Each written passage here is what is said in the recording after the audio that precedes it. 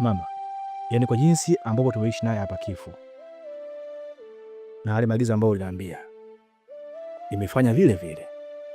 Nimeongea naye na amenielewa, na kwa bahati nzuri akanichukua tukaenda mpaka nyumbani kwao na kukutana na wazazi wake wote, na hao pindi tu walivyoniona walifurahi sana wazazi wake. Kwa hiyo baada ya kufika pale, basi nikashukuru sana kufahamu pia wazazi wake. Kwa hiyo kuhusu Kifo, mama, wala usijali. Ni kweli, lakini kwa kipindi hiki ameshachelewa.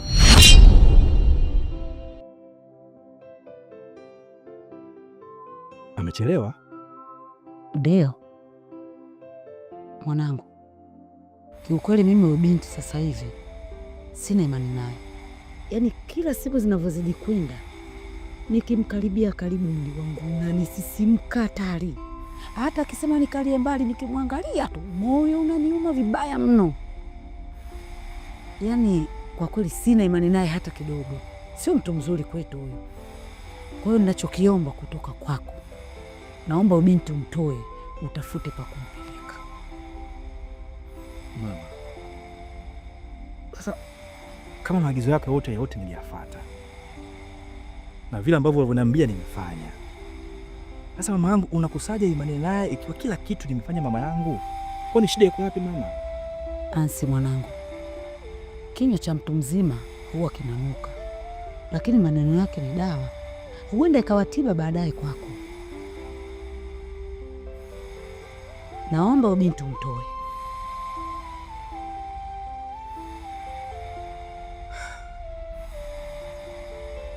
Sawa mama yangu, nimekuelewa. Lakini unakumbuka mara mwisho ulio kuniambia kuwa huyu binti inaweza kawa kuwa gift kwangu au tunda kwangu, lakini leo hii unathubutu kuzungumza kuwa haumtaki hapa ndani. Sasa mama, inakuwaje kwa mfano?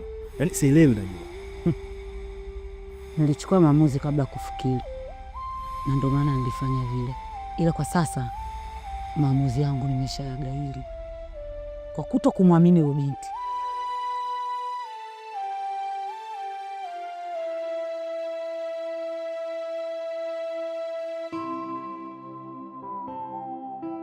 Sawa, nimekuelewa.